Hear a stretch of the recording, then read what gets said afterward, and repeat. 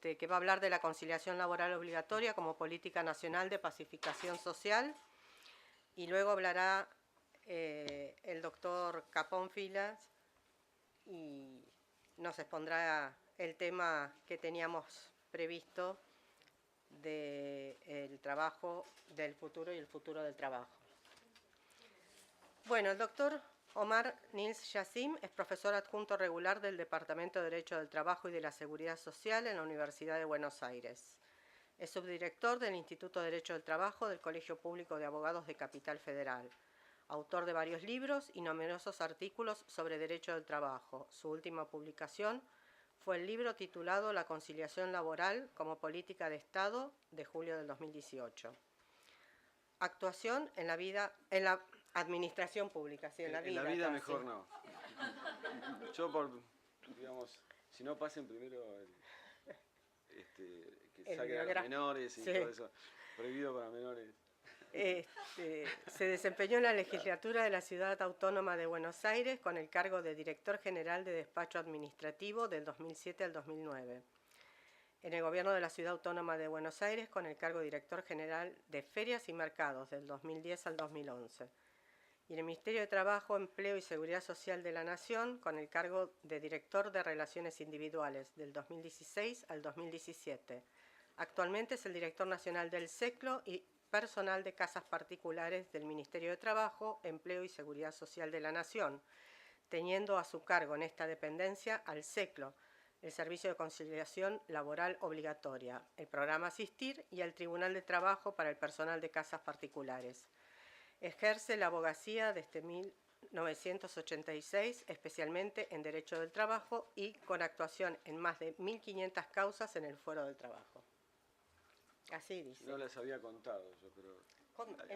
Algún biógrafo me estaba contando las causas. Bueno, buenas tardes. Un gusto estar con ustedes acá. Quiero agradecer la invitación que me cursara el Colegio de Abogados de San Isidro y especialmente a la persona del doctor Claudio Aquino, al que me une una amistad y un respeto permanente.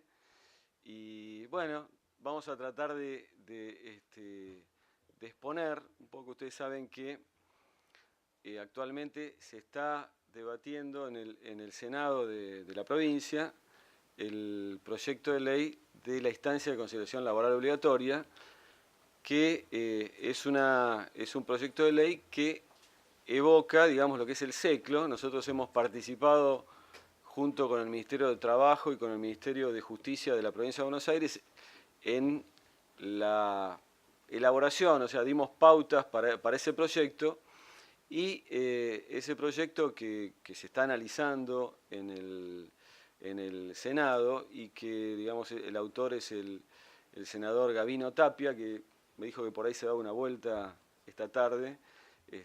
Vamos a ver si cumple, porque, digamos, voluntad hay, pero no sé si tenía tiempo.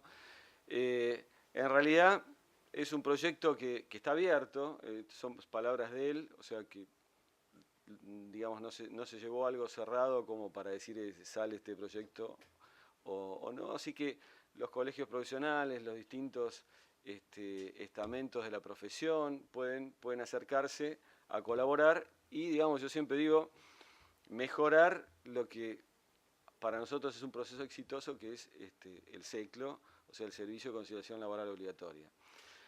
La temática de la exposición mía, micrófono en mano no hay, ¿no? No me puedo parar, o hago como Freddie Mercury, ¿no? Con esto, así que, bueno, la temática de la exposición es la siguiente. Vamos a exponer cómo es la estructura y el sistema del SECLO, del Servicio de Conciliación Laboral Obligatoria, y voy a hacer los paralelismos con el proyecto del ICLO, que desde ya les digo es muy similar, ¿eh? Voy a hacer algunas pautas de eso.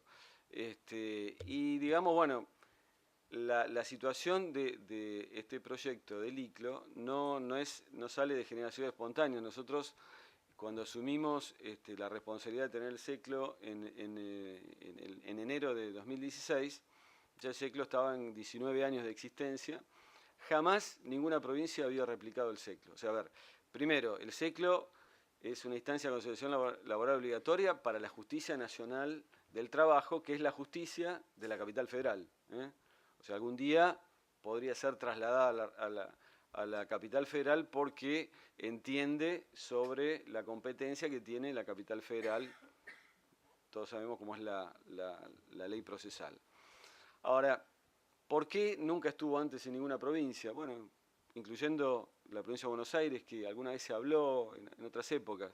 Bueno, yo creo que verdaderamente era una pregunta que nadie se ocupó de ofrecer, porque en realidad las provincias son, en este aspecto, tienen toda la competencia. Es un aspecto procesal, con lo cual, si no lo trasladan al gobierno nacional, es competencia de ellos.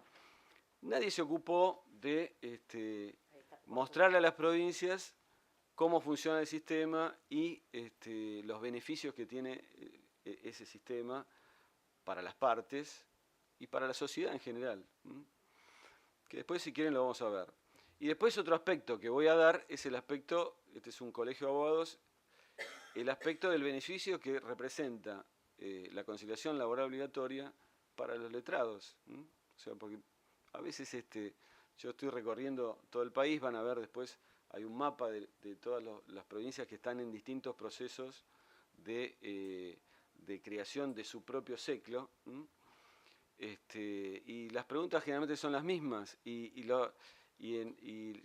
acá en la provincia de Buenos Aires quizás conocen más porque por la vecindad respecto del SECLO, ¿no? y de que muchos letrados a veces fuerzan la jurisdicción para tener una instancia de conciliación laboral obligatoria y van al SECLO de la capital federal.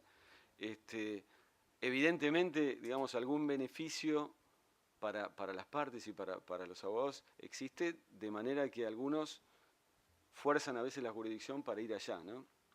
De lo mismo que también pasaba con respecto a los trabajadores del régimen de casa de familia, de ex servicio doméstico, hoy trabajadores de casas particulares, que, digamos, no tenían habilitado el SECLO y trataban de dibujar la cosa para pasar por el SECLO, circunstancia que nosotros interpretamos que debía ser optativo el SECLO y lo implementamos. Hoy el SECLO es optativo para el caso de trabajadores del Estatuto de Trabajadores de Casa de Familia. Bueno, esperando que llegue la... Si lo levanto esto, ¿puede pasar algo? No. ¿Quedaré electrocutado? No. Bueno, entonces vamos a hacerlo. La RT me cubre a mí acá. Uy. Bueno, a ver, me paro acá adelante. Todo empezó con esto. La ley 24635, que comenzó a regir en el año 97, la mayoría acá no había nacido, pero el doctor Arese y yo habíamos nacido ya. Yo era chiquito, pero el tema era así. Se agregó la instancia de conciliación laboral obligatoria para la Justicia Nacional del Trabajo, que es la justicia que tiene competencia en la capital federal. ¿Qué hizo esta ley? Bueno, invitó a las provincias a que se adhieran. Bueno, fue una invitación que, digamos, puede ser la base para un proyecto de ley, ¿no? O sea, por ejemplo, el proyecto del ICLO habla de la ley 24635, de la invitación, cita como fuente un libro que ahora le vamos a mostrar, que escribimos nosotros en el Ministerio, y digamos, bueno, eso es el punto de partida. O sea, la ley puede decir, adherimos a la ley 24635, o puede decir, como esta invitación, empezamos a redactar una ley, artículo 1, 2, que es lo que han hecho la mayoría de las provincias que ya han aprobado leyes o tienen ya los proyectos. Para explicar lo que es esta instancia, tenemos que hablar que hay dos vías, la vía obligatoria y la vía espontánea. La vía espontánea es cuando el trabajador y el empleador ya están de acuerdo y concurren a la autoridad de aplicación, o sea, el SECLO, a ratificar ese acuerdo y después solicitar la homologación.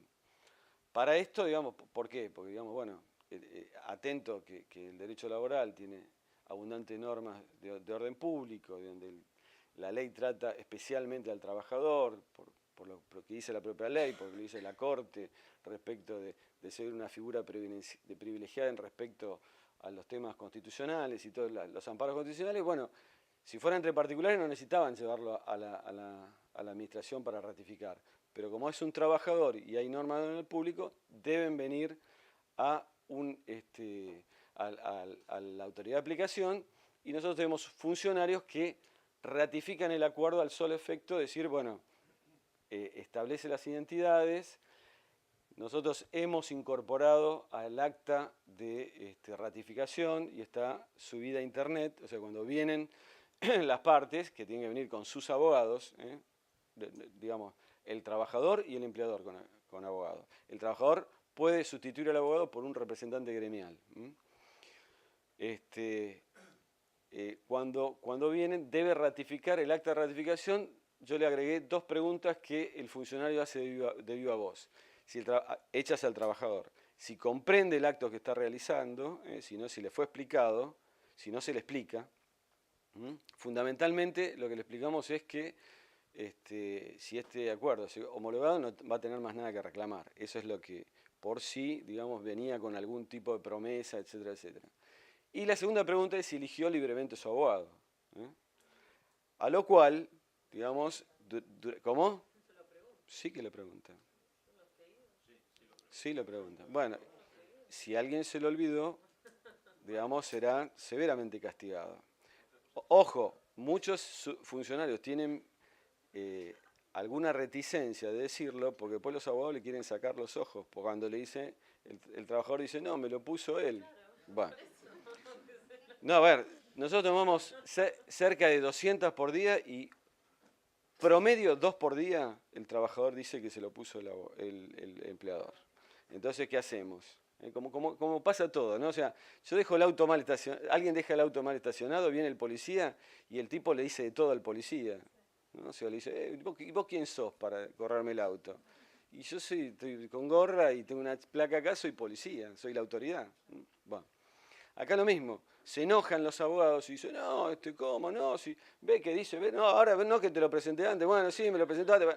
Lo agarran, lo sacuden un poco y yo ya tengo todo preparado, bueno, no hay ningún problema. Ustedes dicen que no es así, porque yo dicté una disposición que se suspende el acto, se le dice al trabajador que venga con un abogado de confianza y si no tiene, lo mandamos al servicio Asistir, al programa Asistir, que también depende de mi dirección nacional, que no está en el mismo lugar, que está a 7 cuadras, donde lo va a recibir un abogado del ministerio, lo va a entrevistar, le va a hacer la liquidación, le va a decir, mire, le corresponde tanto, cuánto le ofrece, está de acuerdo, y arreglará otro día para ir a ratificar. O sea, a ver, no queremos todo eso. Y cuando los abogados protestan, decimos, no hay ningún problema, vamos a una cosa, lo mandamos al Tribunal de Disciplina del Colegio de Abogados y que nos digan si obraron bien. Bueno, ahí está bien, no se haga problema, lo vemos mañana, vaya, venga un abogado. Bueno, ¿qué quiero decir? Que nosotros le ponemos atención a este tipo de acuerdos. Ahora, quien recibe el acuerdo lo recibe y ve simplemente del punto de vista formal, ¿no? O sea, no se detiene en el contenido, simplemente que sean las partes, que va por poder, figure el poder, que esté correctamente hecho, etcétera, etcétera, las cuestiones formales. Luego ese acuerdo pasa a una serie de abogados dictaminantes que van a hacer un proyecto, van a hacer un dictamen, aconsejando, en este caso a mí, homologarlo o no homologarlo, y va a haber un proyecto de disposición en ese sentido, homologando o no homologando. Ahí recién se va a analizar el fondo de la cuestión, se va a analizar si ese acuerdo es susceptible de homologación. Para eso después, cuando hablamos de la homologación, les vamos a decir que nosotros tenemos publicado en la página cuáles son los criterios que tiene el SECLO para homologar. ¿Qué quiere decir?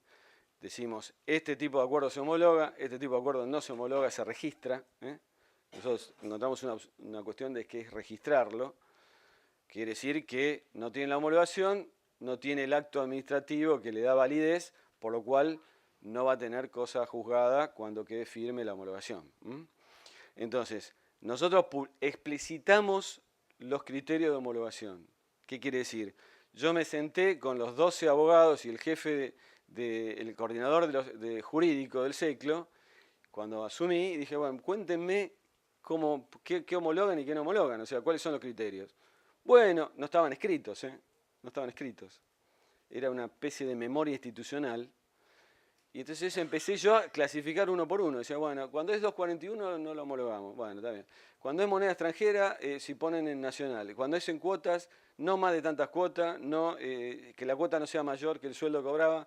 Si es despido, el 70% del 245, etcétera. Si es en especie, no más del 20%. Bueno, traté de establecer las mayores cosas, casi no toqué nada, casi no toqué nada. Digamos, no, uno quiere decir cuando cambia un gobierno hay que cambiar todo. Me parece que las cosas que están bien hay que dejarlas, y si coincidía con esos criterios, así que casi el 99% era lo que se venía haciendo hace 20 años. Pero ¿qué hice? Yo dije, vamos a publicarlo. ¿Y qué me pudieron haber dicho los abogados del SECLO? O sea, los que están ahí trabajando. No nos conviene publicarlo. ¿Por qué?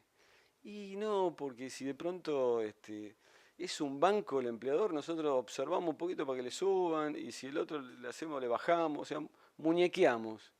Digo, pero eso no está bien. O sea, en realidad, claro, por supuesto yo tengo más poder si no explicito todo esto. Porque entonces va a ser un acto misterioso en el cual Yacine esto lo homologa y esto no lo homologa. Entonces a Fernanda, que la quiero mucho, le homologo, y a otro que no lo quiero, no lo homologo. Y nadie me puede decir nada porque soy el poder. Bueno, esto hace a la transparencia. Y por supuesto que limita el poder. Pero el poder de quien está al frente de la gestión no es ilimitado. Entonces es bueno autolimitarse en el poder. Hoy por hoy, digamos, de antemano, todos los intérpretes del SECLO, todos los actores del SECLO, saben qué convenio puede ser homologado y cuál no. Pregunto, ¿en la justicia ustedes lo saben? Bueno, somos más predecibles que la justicia. Porque todos sabemos que en la justicia nadie sabe, este juez se homologa la corbata y otro juez no homologa nada. Bueno, así, por eso habría que, digamos, sería un ejemplo a imitar en otros poderes del Estado. Nosotros lo hemos hecho. Bueno, espontánea. Después retomo con el tema de la homologación. La obligatoria. La obligatoria es la que caracteriza el sistema, porque es servicio de conciliación laboral obligatorio. Algunos dicen, ¿por qué no es voluntario? No sirve si es voluntario. No, pero no sirve, no sirve. O sea, a ver, pida una audiencia en cualquier secretaría de trabajo del país, y que el trabajador va al pie. ¿Qué dice el empleador cuando me pide una audiencia en un proceso voluntario? Dice, viene al pie. Evidentemente no sabe que va a perder, o nunca va a hacer el juicio, o viene al pie y lo arreglo con chaucho y palito. O sea, no sirve. Y no sirve para los estados. Porque si hay algo útil para los estados provinciales, es que, digamos, esto sirva para solucionar cuestiones y verdaderamente las cuestiones graves o complejas vayan a la justicia. No las que se pueden poner de acuerdo las partes, con la ayuda del Estado, porque no son las partes solas, las partes con la ayuda del Estado. ¿Por qué? Porque en la parte obligatoria interviene una figura que es el conciliador laboral. El conciliador laboral es un abogado que por concurso ha obtenido una matrícula que en el ámbito nacional da el Ministerio de Justicia, acá lo va a dar el Ministerio de Justicia también, y que lo habilita en un elenco cerrado y limitado, lo habilita a intervenir en las cuestiones de conflictos individuales o plurindividuales que les deriva el SECLO, en este caso acá el ICLO. De la misma forma, con un sistema informático. La ley del ICLO habla de un sistema informático. Nosotros no, porque en esa época no había, en el 96, que fue la ley, no había. Digamos, todos sabrán, y los que ustedes pueden entrar a la página del SECLO. Nosotros esto mejoramos en la siguiente forma. Cuando yo asumí en el SECLO, se tardaba 2 meses para la primera audiencia. Se ingresaba... ¿Cómo? A ver. Ahora es rápido. Sí, ahora es rápido. Gracias. Me gustó. Bueno, sí, pero no solamente rápido. ¿Qué hacían antes? Pedían... Más fuerte. Pero antes tenían que ir personalmente al SECLO. O sea, había 2 pasos. Se iniciaba por sistema, le daban turno en diciembre de 2015, 1 mes al SECLO para presentar la personería, le sorteaban ahí, un mes más para la audiencia con el conciliador y después lo que dure la conciliación. Nosotros atacamos este tema del primer día, como todas las cuestiones del Estado, a veces uno le pone toda la ficha del primer día y tardó 5 meses, pero a los 5 meses tuvimos que el propio sistema sortea al conciliador y las partes va directamente a la oficina del conciliador. El sistema dispara los telegramas notificando a los requeridos, que los requeridos lo pone el que inicia el trámite, y que pone cualquier cosa, si pone Mauricio Macri, Balcarce 50, sale el telegrama a Mauricio Macri. Eso estamos tratando de evitarlo porque hay colegas que, por ejemplo, la vez pasada me vinieron de la Cámara Criminal, Penal y Criminal de la Capital Federal, que un abogado lo puso como requerido en un seclo. Y me llamaron a mí, porque firmo yo el telegrama, me llamaron, ¿por qué nos manda esto usted? O sea, no, nosotros no lo manejamos eso, directamente lo maneja la parte. Por supuesto que está identificado el abogado, pues está logueado el abogado, ¿eh? O sea que si se manda alguna de esas, lo podemos ir a buscar, pero verdaderamente lo que ponen sale, ¿eh? Yo ahora estoy tratando de poner un filtro, porque a veces sale de organismos del Estado centralizado. ¿Cómo te va? ¿Cómo andás? Del Estado centralizado, el Ministerio de Economía, bueno, porque precisamente el SECLO y el ICLO también tiene como que no es obligatorio pasar por la instancia al Estado nacional, provincial, municipal, bueno, cuando hay menores, etcétera, etcétera, quebrados.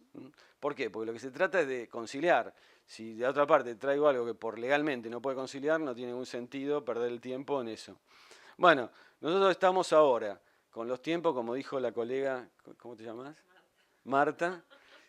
Ahora estamos directamente, en 10 días tenemos la primera audiencia y se mete... la duración del proceso tenemos en promedio a partir de la primera audiencia 29 días con acuerdo y 25 días sin acuerdo. Pero eso no es simplemente una cuestión de la rapidez. Para mí es fundamental que si existe una instancia de conciliación laboral obligatoria que impide que las personas por un tiempo accedan a la justicia, el paso tiene que ser muy breve. O sea, a ver, si 1 mes, 2 meses, bueno, está bien. Más de eso, para mi gusto, ya podría atentar con, si este proceso durase, no me digan que me van a decir 5 minutos. Ah, está bien, está bien. Escuché algo. Miren, no sé cuándo me dijeron cuánto tiempo tengo. Le quedarán 10 minutos. No terminamos más. Bueno, conciliador laboral. El conciliador laboral les decía, y esto tiene que ver porque para los colegios de abogados se genera una nueva incumbencia, que es el conciliador laboral, que es un abogado de la matrícula particular que pone su estudio, su secretaria, el papel, el tóner, etcétera, etcétera, la calefacción, la luz, y que, digamos, actúa con su expertise para avenir a las partes a un acuerdo, utilizando técnicas de mediación que son muy inteligentes y muy eficaces, ¿eh? Y que el trabajador, digamos, no tiene ningún peligro porque tiene su abogado al lado, ¿eh? O el representante que tiene al lado, y de ninguna forma puede ser, digamos, superada su expectativa. Aparte, el conciliador laboral lo primero que dice, yo no soy juez, soy una persona que va a colaborar para que ustedes se pongan de acuerdo, ¿eh? Puede hacer reuniones privadas, etcétera, etcétera. Bueno, dentro de la confidencialidad, acá vemos en la audiencia de conciliación, se hace en el marco de la confidencialidad para que las partes, en cierta forma, se sinceren, ¿eh? Todo lo que ocurre en esa audiencia no puede ser ventilado fuera, so pena de caer en responsabilidad civil. Después de esto puede pasar 2 cosas, que haya un acuerdo. Si hay un acuerdo, el conciliador lo presenta en el SECLON en 2 días y nosotros lo debemos homologar en 3 días. Y estamos cumpliendo en 3 días, ¿no? No homologué ninguno. Bueno, listo. Pero estamos cumpliendo los 3 días. También cuando yo asumí, tardaban 20 días en homologar. ¿Y por qué tiene que ser rápido? Porque casi todos los pagos están atados a la homologación. Entonces, cuanto más tardamos, tenemos un trabajador que cobra más tarde, ¿eh?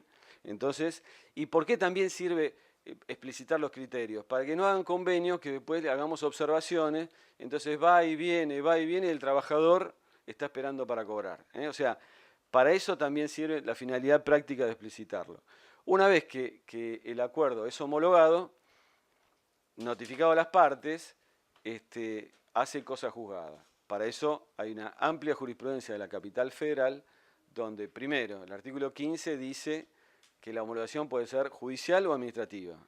No, o sea, por lo cual el funcionario administrativo que la ley habilita es idóneo para homologar. Después, lo que es, digamos, la fórmula genérica es que cuando se ha llegado a una justa recomposición de los intereses en juego, siempre y cuando se dé esa circunstancia, esa homologación, y los jueces nacionales, los jueces de la Capital Federal, respetan esto. O sea, a ver, para darles un ejemplo, el año pasado yo homologué más de 50.000 expedientes. Imagínense en 21 años los que homologó el SECLO. ¿Cuántos casos de jurisprudencia hay que han revocado homologación del SECLO? No llegan a 10 en 20 años. Quiere decir que, digamos, la justicia nacional respeta muchísimo esta circunstancia de la cosa juzgada cuando el expediente está homologado por el SECLO. Si no hay acuerdo, se hace un cierre, y en ese cierre sí se ponen los rubros. ¿Por qué? Porque después con ese acta de cierre es la habilitación para que el juez la reciba y provea la demanda. Si no está ese acta de cierre, y el juez va a ver si lo que reclamé en el SECLO es lo que estoy reclamando en la demanda. Para eso hay que poner los rubros. Los montos no importan. Cuando se pone un monto, el monto no es vinculante, pero sí los rubros, porque si uno va a reclamar un rubro muy distinto al que reclamó en el SECLO, va a decir, no, mire, primero pase por la etapa de conciliación. Bueno, este es el fondo de financiamiento del SECLO. Lo resumo, ¿no? Los conciliadores cobran un honorario si concilian. Si no concilian, cobran un honorario básico. Y para darle un ejemplo, hoy es 4.500 pesos si concilia, y si no concilia, el honorario básico son 400 pesos. El honorario básico lo paga un fondo de financiamiento que se compone de el arancel que se cobran los espontáneos, cobramos 2.000 pesos por trabajador, y las multas que se le aplican por incomparecencia a las partes, o sea, la parte requerida, ¿no? Nunca al trabajador. Bueno, eso hace un fondo que con eso se sustancia el honorario básico, y generalmente siempre es positivo el fondo. Bueno, la asistencia del trabajador, bueno, cuando yo asumí, no venían los trabajadores, venía un abogado apoderado, y había una especie de suetudo, porque la ley dice que tiene que estar las partes personalmente. Bueno, pero todo esto empezó porque la demandada, que es una persona jurídica, mandaba un abogado apoderado. Bueno, pero es una persona jurídica. O sea, incluso el conciliador tiene la potestad de, en una segunda audiencia, pedir que venga el representante legal de la empresa. Ahora, esto no quiere decir que no venga el trabajador. Muchas veces pasaba, o da a pensar, de que el trabajador no escuchaba la oferta, y entonces, esto, ¿cómo llego a esa conclusión? Porque a partir de esta disposición que le hicimos efectiva, hubo más acuerdos que antes. Evidentemente, cuando está el trabajador adelante, el conciliador puede trabajar mejor porque tiene las partes, y además el trabajador escucha la oferta y tiende a querer conciliar. Y la otra parte también, porque si no, no habría conciliación posible. Bueno, nosotros generamos unos módulos para los honorarios del conciliador. Esto también facilitó el acuerdo. Cuando yo asumí, ganaban 1.500 pesos. Nosotros generamos este módulo de actualización y partieron de 3.500. O sea, también la mejora de los honorarios hizo que haya más acuerdos. Por eso, ¿cómo andas, Diego?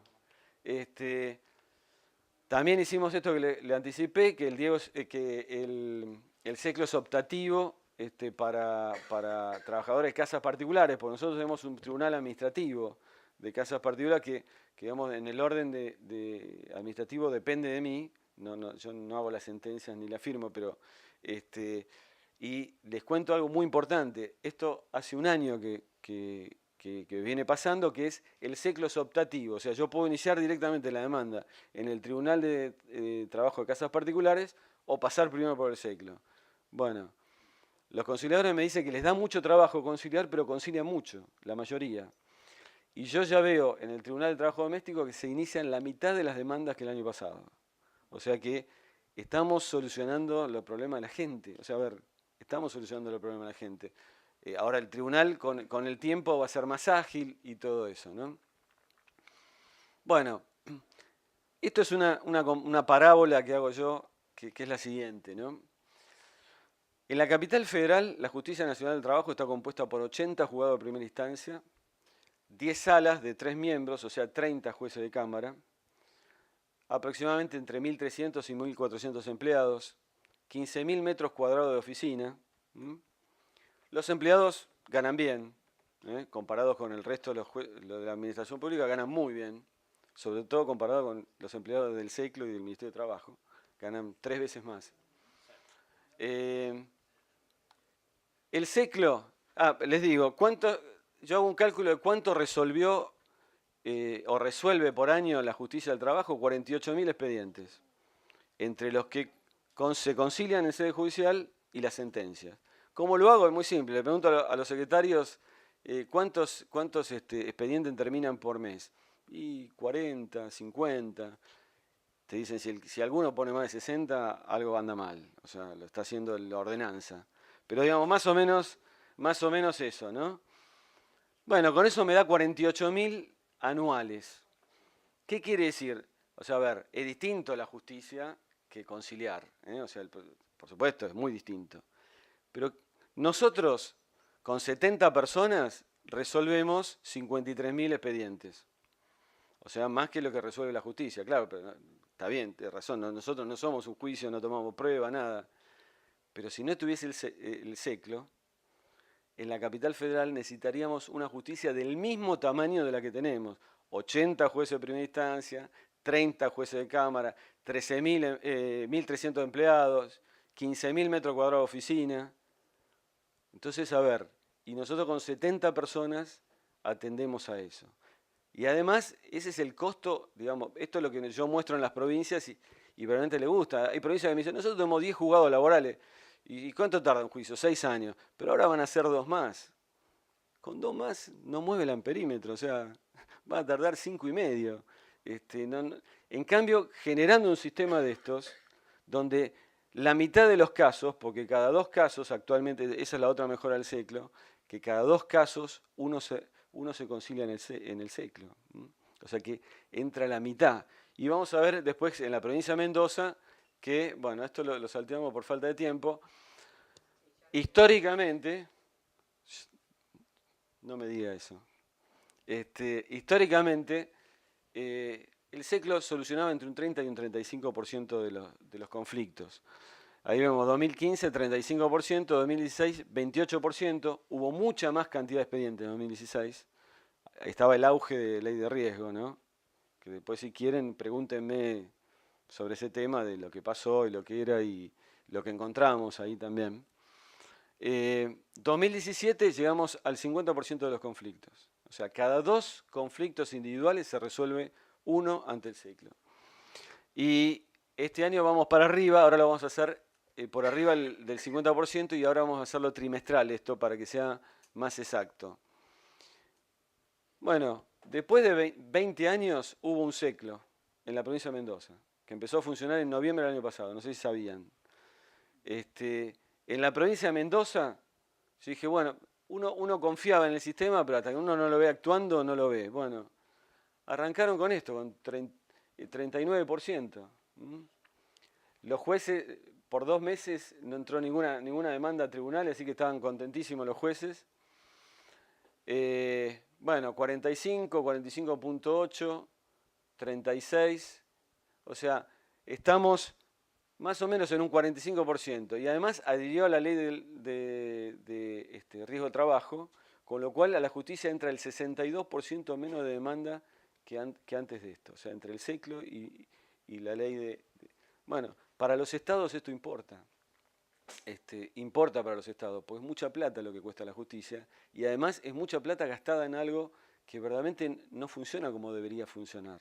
Y esto no es un problema de la provincia de Buenos Aires ni de la capital federal, pasa en todo el país. El Foro del Trabajo está atosigado en todo el país. Juicio de entre 4 y 7 años, puede haber de más también.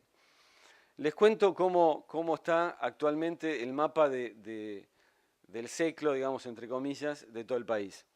La Rioja ya tiene ley, la 9.950, y están en la reglamentación de la ley. ellos tomaron una variante, que el conciliador laboral sea un funcionario público con dependencia del Estado.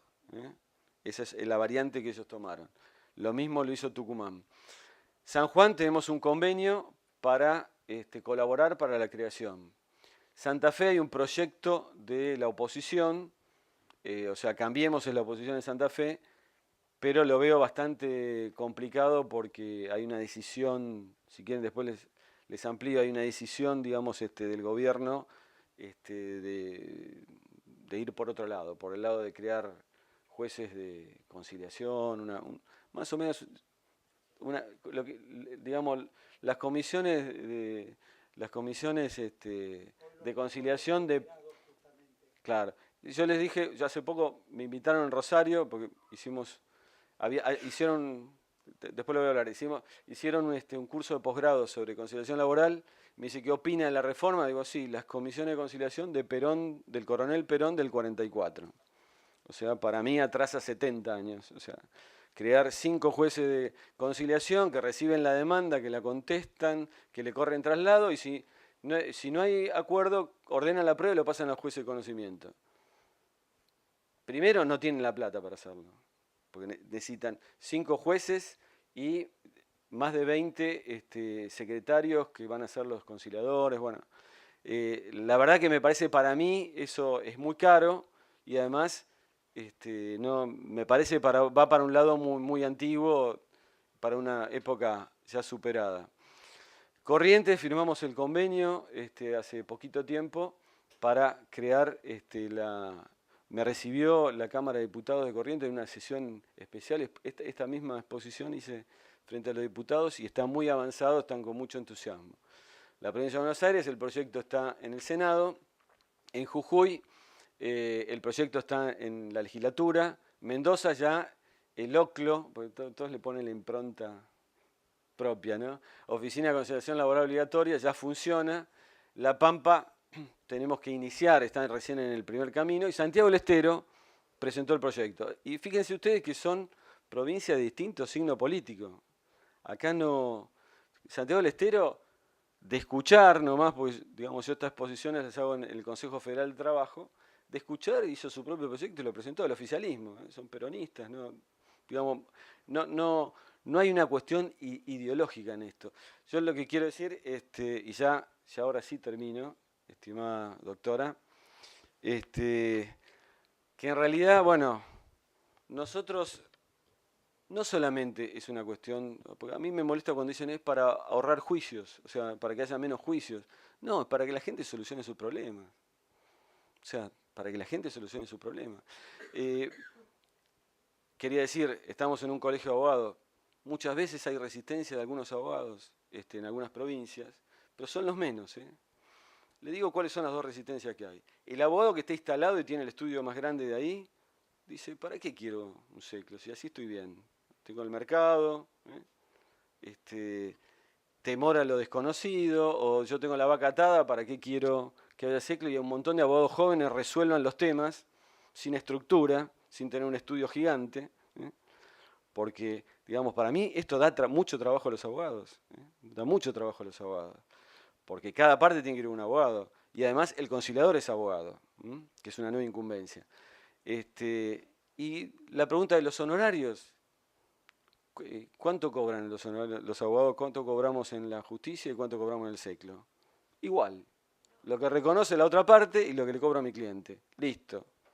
Se acabó la historia. No hay que, doctor Igolnikov, no hablé del arbitraje. Ahora que lo veo voy a hablar. Pero no me deja la doctora. Bueno, entonces, ¿por qué además está aprendiendo en las provincias esto? Porque para la gente apostar al entendimiento de los argentinos es bueno. O sea, a ver, nosotros venimos de una generación, hablo del doctor Arese y yo, que en la facultad, que somos los mayores de acá, no, Claudio Aquino es joven, es de la Comisión de Jóvenes Abogados de acá de San Isidro. No, a nosotros en la facultad nos educaron para la guerra, o sea, Para el conflicto, por eso digo, con el casco y pintado vamos a las audiencias y cuanto más nos peleamos con el abogado de otra parte, el cliente dice, qué bueno, mi abogado, es un león, no sabe lo que le dijo. Anda a arreglarlo ese juicio después de que le dijo lo que le dijo.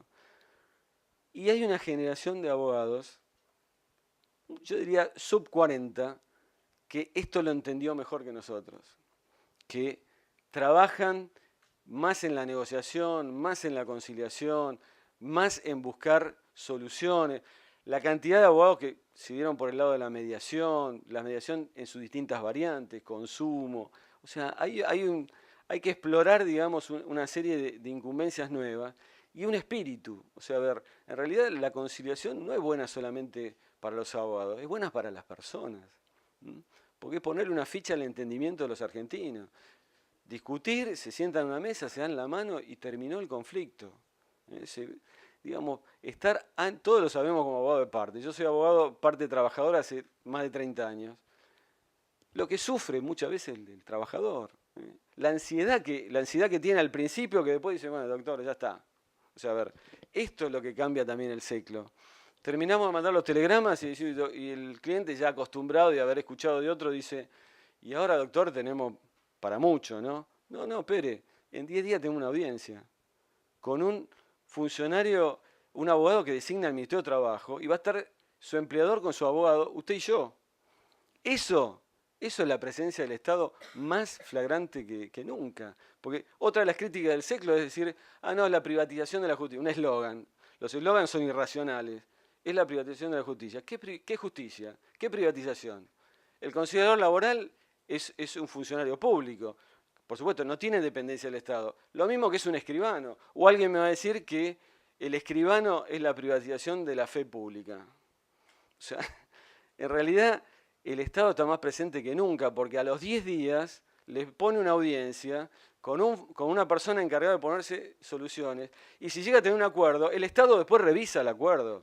El Estado está más presente que nunca, y el Estado tiene que estar presente para solucionar los problemas de la gente, no para decirle, bueno, no, tengamos un juicio, porque desde donde yo pienso, el legislador cuando estableció el 245, la indemnización, pensaría que lo cobraba cuando lo despedían, ¿no? 5 años después.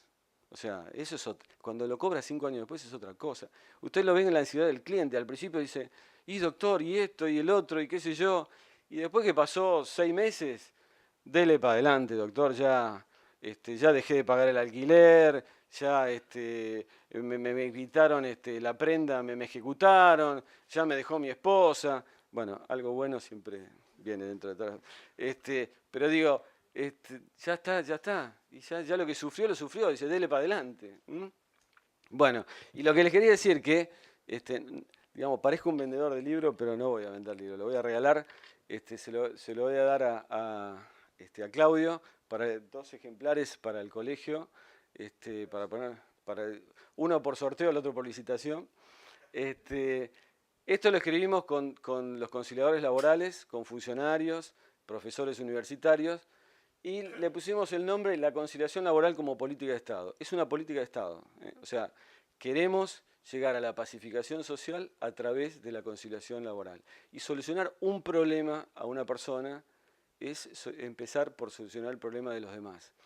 Entonces, esto y el curso de posgrado que hicimos, que organizamos en la UBA, la primera vez que la Facultad de Derecho de la UBA tuvo un curso de posgrado sobre conciliación laboral, que se desarrolló este año, terminó ayer, que me han acompañado muchos conciliadores laborales con mucha experiencia, y árbitros también, como el doctor Igolnikov. Después preguntame lo del arbitraje, así, porque acá me están pasando.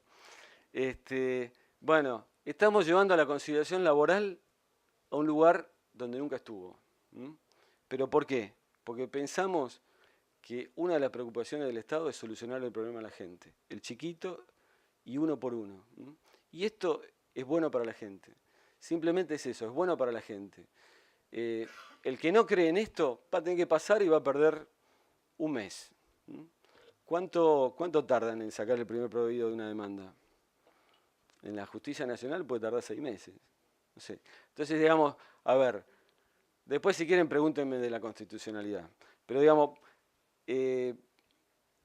Para terminar con este tema, sencillamente es eso, no es ni una imposición del Estado, ni es una política ideológica, es simplemente la función que tiene que tener el Estado desde que tratar de solucionar el problema de la gente. Bueno, muchas gracias y quedo abierto a las preguntas.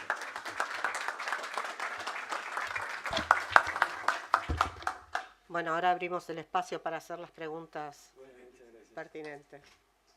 Omar, primero agradecerte que estés acá. Como se dice en el barrio que ves la cara, vos mejor que nadie sabés que Y es la única que tengo, ese es el problema. esto, gracias a Dios, es un campo muy polifacético que tenemos, de foro y de colectivo. Antes de que vos llegaras, ha habido muy buenas exposiciones, nítidas, de ese tema. No solo ahora, somos viejitos, lo sabemos del problema. Incluso hemos sido fervientes opositores. Sí, yo también. Vos también. La pregunta es, que yo te haría, es ¿cómo ves vos, sinceramente, la calidad de la cuantificación de los arreglos? ¿Existen pautas para eso? No te escuché La bien. cuantificación cuando se arregla, cuando se homologa, ¿cuál es el criterio? Porque estamos hablando siempre de una tutela, obviamente evidente, del sujeto más débil. ¿Cuál es la política de Estado en esa cuestión? Bueno, creo que es el sentido común, ¿no? O sea, el artículo 15 dice que se debe llegar a una justa recomposición de los intereses. Bueno, ¿qué es la justa recomposición de los intereses? No, como un juez de Rosario una vez me dijo, solamente los jueces podemos decir que es una justa recomposición. O sea, no sabía que era un ser divino, que es el único que puede razonar si hay una justa recomposición. Pero tampoco me dijo que es una justa recomposición, ¿no? En realidad, mira, lo que hay que fijarse son las pautas. Yo, a lo largo de mi vida profesional, he visto tribunales celosos de homologar ciertos expedientes y decir, bueno, si no es por más del 50% no lo homologo, y no llegaba al 50%, y cuando dictaron sentencia, condenaron al trabajador. O sea, rechazaron la demanda. Entonces digo, ¿que lo estamos protegiendo o no lo estamos protegiendo? En el interior encontré cosas increíbles, como por ejemplo en la Corte de San Juan, porque nosotros cuando vamos a las provincias nos recibe generalmente el presidente de la Corte, los jueces laborales, el colegio de abogados o foro de abogados, hablamos con legisladores, o sea, y explicamos esto mismo en todos lados, ¿no? Pero me llamó la atención una pregunta que hizo un asesor en la Corte de San Juan, dice, ¿y ustedes homologan trabajo en negro? Me preguntaron. Yo dije, esta pregunta debe ser moralista, ¿no? Es una cosa de decir, ¿cómo van a homologar trabajo en negro? Bueno, primero que ante el SECLO no se muestran papeles. Hay algo que dice el abogado y el trabajador, que son sus condiciones laborales, fecha de ingreso, cuánto ganaba, categoría profesional, etcétera, etcétera. Y otra parte que la niega. Usted dice, no ganaba eso, no trabajó para mí. Se genera el campo de derechos litigiosos y dudosos, y habiendo derechos litigiosos y dudosos, es la materia para transar. O sea, no se acompaña ni recibo de sueldos ni telegramas. No hay obligación de hacerlo. Justamente esa es la debilidad del sistema. Claro. Esa es la debilidad del sistema. ¿Por qué? Tanto en la espontánea como en la obligatoria. ¿Por qué? Y porque, sobre todo en las espontáneas, creo que ahí el SECLO me dice que 2 de 200, pero yo voy, no lo digo semanalmente, pero se conocen ahí los trabajadores con los abogados. La doble representación es diaria y muy usuales. Por eso entiendo que... Y bueno, coincidimos, yo dije que era diaria y que diariamente... Pero ya va advertido el trabajador, doctor, ya va advertido que diga, sí, el Bueno. modo lo pusiste vos, es de tu confianza... ¿Y qué hacemos? Le ponemos el polígrafo. Vamos a hacer una cosa, entonces declaremos que los derechos de los trabajadores son indisponibles y no se pueden conciliar ni ante la administración ni ante la justicia, y todos los derechos de los trabajadores tienen que terminar con una sentencia. Y se acabó. Entonces, no sé si los vamos a beneficiar o los vamos a perjudicar. Remuneratoria, todo, elementos objetivos que le permitan a usted, como funcionario, para homologar y dar el carácter de cosa juzgada, autoridad en Le hago una pregunta. ¿Eso lo hace el juez cuando homologa? ¿Cómo que no? ¿Cómo que sí? Perdón, ¿cómo que sí? Hay una demanda que es un relato. Y hay una contestación de demanda que es otro relato. Y el juez, sin abrir a prueba, lo homologa ese acuerdo. ¿Qué diferencia hay?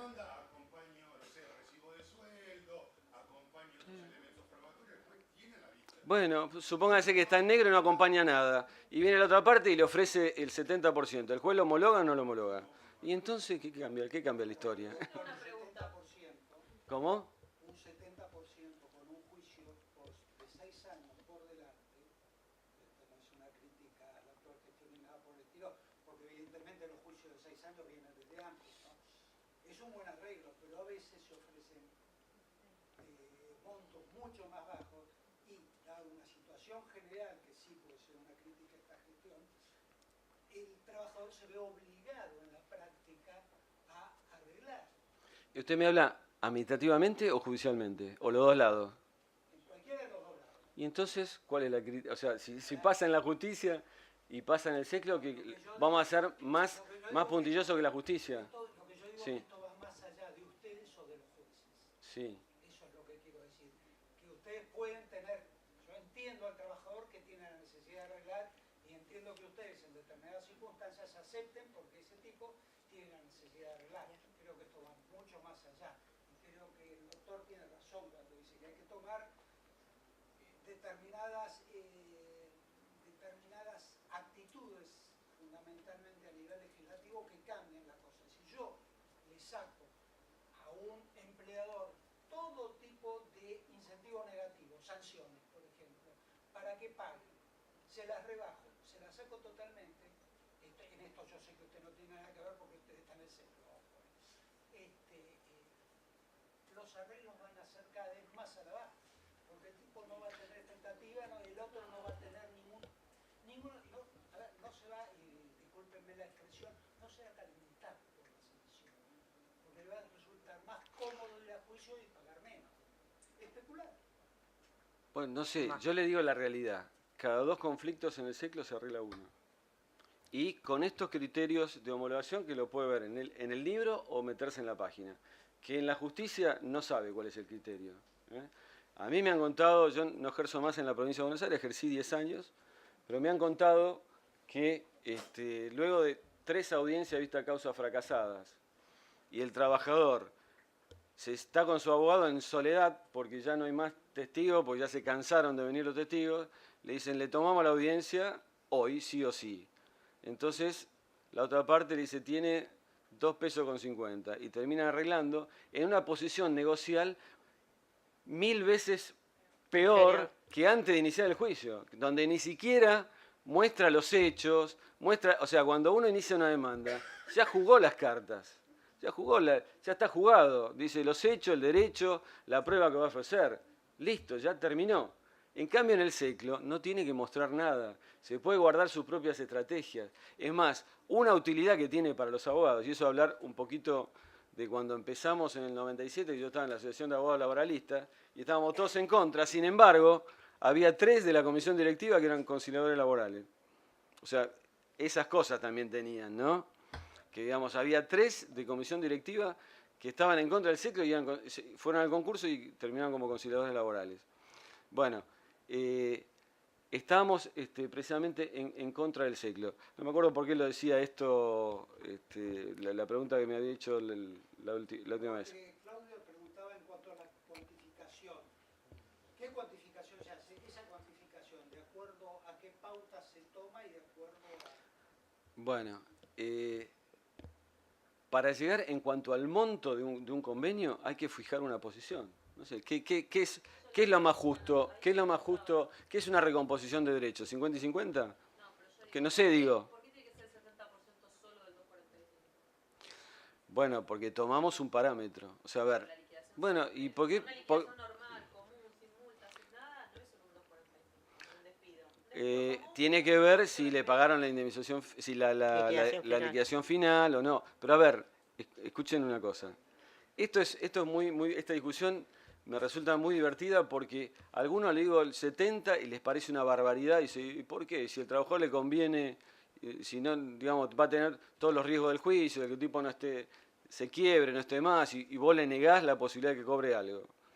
Y está el que dice que es altísimo, y está el que dice que digamos es poco. ¿Por qué le va a resignar el 30%? No sé, hay que fijar una posición. ¿Qué es una justa recomposición? ¿El 50% de los derechos litigiosos y dudosos? Porque aparte no ganó nada todavía el trabajador, ¿eh? O sea, es una expectativa de derecho. Lo mismo que el trabajo, pero trabajo en negro, no, es invocación de trabajo en negro. ¿Los jueces concilian trabajo en negro? Obvio, todo concilian. El trabajador dice que ganaba 10 en blanco y 10 en negro y lo concilia igual. O sea, entonces, ¿en qué estamos? A ver, yo lo que digo es esto, hay que... Yo les voy a pedir un favor, ¿podemos hacer las preguntas en el marco de las preguntas y ser más concretos en el momento de la respuesta por una cuestión de que estamos excedidos en el horario de usted los reta a ellos y me reta a mí. A los dos, tal cual. ¿Cómo es ese tema? Así no va. Imparcialidad Eso total no va. fue lo mío. Rétenla. El tema del de riesgo. No, bueno. Designan un conciliador. ¿En qué? Que había un conflicto que designan un conciliador.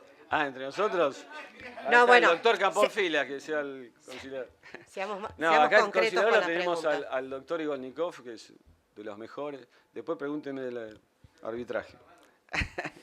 No, bueno, ley de riesgo, ¿qué pasó? Ley de riesgos, una cosa que también yo vi, ¿no? O sea, cuando yo asumo, veo que se homologaba los conflictos de ley de riesgos sin ningún elemento médico. O sea, venía siendo desde el 2004, desde que volvió el tema de riesgo del trabajo al SECLO, ¿no? Del fallo Aquino y todo eso. Digo, ¿cómo puede ser? Están homologando y homologaban por el 100% de la indemnización con el RIPTE a la fecha del acuerdo, o sea, lo máximo posible. O sea, eso era increíble, o sea, cómo era un allanamiento lisa y llano. O sea, pagaba todo con el índice más alto. Claro, y yo dije, no, y no pedían ningún elemento médico. ¿Cómo? Claro, yo lo que hice fue, dije, esto es una locura, porque ¿quién va a pagar? O sea, a ver, me generó... Claro. Entonces yo lo que hice fue, porque ¿qué hacía era el tema? Los abogados, las partes, se ponían de acuerdo en la plata y después le acomodaban el porcentaje de incapacidad para que le diera... Claro. Entonces lo que hicimos, yo dicté una disposición que tenía que presentar un informe médico público o privado, porque en realidad me encantaría que sea público, pero va a ir a un hospital público, va a tardar 6 meses, la persona lo estoy perjudicando, y con eso yo dije, van a conciliar menos. No, conciliaron más con eso. Se ve que cuando el trabajador iba con eso, la otra parte le creía más, o no sé, pero conciliaron más en lugar de conciliar menos. Lo que pasó con la ley de riesgo fue que cuando se publicó la ley y la reglamentación, porque se acuerdan que reglamentaba el DNU, pero la reglamentación dice reglamento la norma, y no decía abarcando las dos normas, ¿no? Que fue en marzo de 2017, yo a partir de ese momento, como la única jurisdicción que tiene que acatarlo inmediatamente es la nacional, porque digamos la provincia tiene que, a través de un acuerdo, pero yo soy jurisdicción nacional, ese mismo día entendí y dispuse que el SECLO era incompetente respecto del riesgo del trabajo, que en realidad, digamos, lo que generó la reforma de la ley de riesgo de trabajo es una especie de SECLO, pero en el ámbito de las comisiones médicas. ¿Por qué? Porque, digamos, el SECLO tiene el conciliador, la conciliación, el acuerdo, la homologación y la cosa juzgada.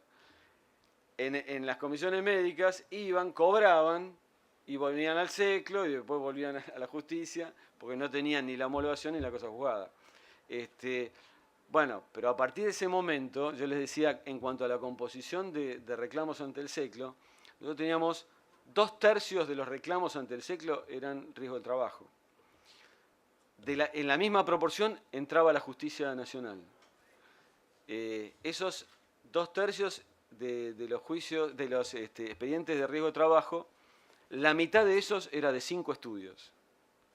Y yo detecté a uno de esos estudios que presentaba los poderes falsos. O sea, cualquier trabajador que pasaba por su escritorio, le tomaban los datos, aprovechando que en ese momento había un turno y llevaban un poder, iba el motoquero con un poder autorizado, bueno, detecto que había poderes falsos y fácil es detectarlo porque al trabajador que después inició una demanda, vio que había un expediente ya existía, no le dejaba entrar al sistema, vino con el abogado, a ver, muéstreme, le mostré, no era, y hicimos una denuncia penal en Comodoro Pi, está con el juzgado de Rafecas, donde están citando a los trabajadores y niegan la firma. Ese abogado, que era el dueño de ese estudio, él solo en 2 años tenía 4.500 expedientes de él. O sea, yo una vez... Relacionados con riesgos de trabajo. Todo de riesgo de trabajo. O sea, Bueno. Y después vi un aviso en el diario que decía, el mismo abogado, riesgos en los estadios de fútbol, que yo dije, bueno, por lo menos hice que cambie de rubro. O sea, no está más con los riesgos de trabajo, lo cambié riesgo en espectáculo deportivo. Bueno, así estoy bien ya. Una Sí, última, señora, sí. una última pregunta. Concita muchas preguntas. Doctor Burgos. Sí. ¿Usted se refirió a que la posible oposición de los abogados a este sistema sea referido a que hay grandes estudios de abogados que tomaban muchos casos y que en sentido figurado tienen la vaca atada? ¿Esas conclusiones usted las saca en base a las provincias que están señaladas ahí en ese mapa? Sí, lo que me cuentan los abogados de ahí. Por ejemplo, en Mendoza pasa eso. En Mendoza, digamos, no hay estudios muy grandes. O sea, esa es una de las vertientes de la oposición. Por otro lado, también es ideológica. O sea, hay una... La formación que tenemos. Bueno, la formación, pero la formación no importa porque laboralistas estaba en contra en su momento y a lo poco tiempo nos dimos cuenta que servía el ciclo. Servía hasta para cuestiones mínimas como saber lo que pasó. Porque en la mesa de conciliación muchas veces me di cuenta que el que iba a demandar no lo tenía que demandar y hubiera perdido el juicio, porque era un empleado más. O También implica un reconocimiento por parte del Estado Nacional del fracaso de la Secretaría de Trabajos Provinciales y del fracaso de los gobiernos provinciales en mejorar el sistema administrativo del trabajo.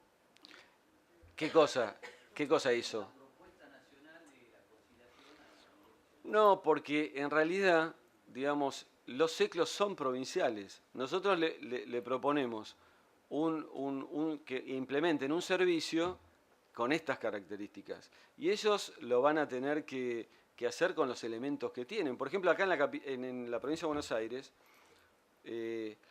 yo hablo con el Ministerio de Trabajo, acá pasa que no homologan administrativamente. No, o sea, Saquen ustedes sus conclusiones por qué no homologan. No lo voy a decir yo, pero digo, en realidad el tema es el siguiente. Esto que está acá va a tener que ser reformulado como la estructura del ciclo que yo les digo. La mayor parte del ciclo ocurre fuera del ciclo. O sea, el 70% de lo que soluciona el ciclo está fuera, está en las oficinas de los conciliadores. Lo que se ve en el ciclo simplemente son las espontáneas y toda la estructura administrativa de apoyo a los conciliadores. Todos los mecanismos de dictamen, homologación, atención a los conciliadores, etcétera, etcétera. Son 70 personas. Han abastecido 200.000 expedientes por año. Vamos a tener que ser muy celosos en la formación que van a tener que tener esos conciliadores. Bueno, la formación de los conciliadores, nosotros ahora estamos llamando concurso... Una palabrita. Sí. Yo vengo de Salta. Sí, En Salta, nuestra Secretaría de Trabajo es voluntaria, sí. espontánea, y de 10 reclamos se resuelven 6 reclamos. Por lo tanto, este sistema obviamente va a generar toda la oposición de los abogados, a quienes represento, soy presidente del Colegio de Abogados de Salta, Sí. así que, de todas maneras... Pero ¿por qué oposición? Porque por la Secretaría resuelve 6 de 10, de 10 que fueron. ¿Y cuántos no fueron? No, lo que pasa es que existe una costumbre en Salta de ir a la Secretaría de Trabajo, porque confiamos todavía en la Autoridad Administrativa del Trabajo y se homologa desde el 241 y hay pautas mucho más severas para el despido sin causa y se debe reconocer la relación laboral para que tenga competencia la Autoridad Administrativa del Trabajo. si no, no se homologa ni locaciones de servicio y cualquier otra relación laboral no registrada, no se homologa. Por lo tanto, nosotros confiamos en esa autoridad administrativa de trabajo y los resultados son buenos. De 10 reclamos, o sea, a ver, de 10 despidos o 10 vinculaciones, 6 van a la Secretaría de Trabajo, 10 van a la Secretaría de Trabajo, 6 se homologan. Por lo tanto, O sea, estaríamos con parámetros muchísimo más elevados ya de los que de todos los conflictos que hay, ¿cuántos van a la Secretaría? ¿Todos? van todos. ¿Todos van? ¿Nadie va a la justicia de derecho? No, todos van a Secretaría. Sí, es medio... La costumbre que es así, es voluntaria. Ya se pretendió en el 2012 instalar este sistema y obviamente las estadísticas eran buenas y se rechazó. Por eso Bueno, yo le cuento que estuve en conversaciones con la ministro actual de Gobierno, que tiene también la cartera de Trabajo, con el secretario de Trabajo, Alfredo Batule, y digamos, están dispuestos a escuchar esto y de conversarlo. Es más, el anterior ministro, el secretario de Trabajo, el ciego, ¿cómo es que le decían? Costello. En la provincia tienen todos apodos, ¿no? El ciego Costello también me vino a ver a mi oficina y en realidad, digamos, a ver, si ustedes creen en la Secretaría de Trabajo, esto lo va a hacer la Secretaría de Trabajo. O sea, ¿cuál es el problema? O sea, es un servicio distinto, pero es el mismo servicio. O sea, el tema es que sería obligatorio. sí, y si van todos, o sea, Funciona bien de manera espontánea. claro, ahí Digamos, la conclusión de distintas provincias, de provincia de Buenos Aires, de Capital Federal, tiene que ser llevada a las provincias, como fue llevada también la adhesión a la ley 27348. pero eso es otra cosa. La adhesión, a ver, Se toman pautas que vienen de otras provincias y se trata de aplicar en otras provincias que no es necesario. O sea, por eso mire, nadie fuerza a nadie. O sea, yo, claro, pero digo, Bueno, podemos... le por digo, ahí- el criterio fue, a ver, el criterio fue muy simple, no discriminar a las provincias. Decir, ¿por qué podemos tener un seclo en la capital federal que pagan las provincias? Porque es nacional. Y ellos no lo tienen. Cuando yo analicé eso, me acuerdo con un asesor que creaba la estructura, digo, mira, yo podría ir a las provincias a ofrecer, si quieren hacer un servicio como este, si quieren, son soberanas para eso. Si les interesa, si les gusta, si les parece útil, lo hacen, si no, no. Y- nada. Hasta ahora nunca dimos nada. Le damos el software para que lo adapten. Le damos la capacitación que lo da el Ministerio de Justicia, que tiene capacitadores en mediación. Nosotros que vamos a asesorarlos y desde el punto de vista material, más que nuestro tiempo y todo eso, no le damos nada. Alguna vez prometimos algo, pero no cumplimos. Así que algunas computadoras, una cosa así, pero esa fue una promesa de campaña nomás. bueno, y para no caer más en promesas que no cumplimos, No me diga, no me podemos- mire así.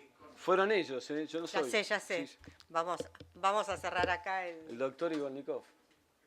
Uy, pero él no hizo ninguna. El doctor Igolnikov, Igual me quedo en el pasillo acá, si quieren me preguntan, ¿no? puntual y concisa. Marta. Y el doctor Igolnikov y Marta después. ¿Puede ser? Sí. Tal vez, para mí la historia del trabajo, el derecho del trabajo empieza con la ley 2745. Y me relato una anécdota muy breve. Yo era estudiante, estábamos analizándolo en un sindicato, Asociación Obrera Minera, en primera junta. Y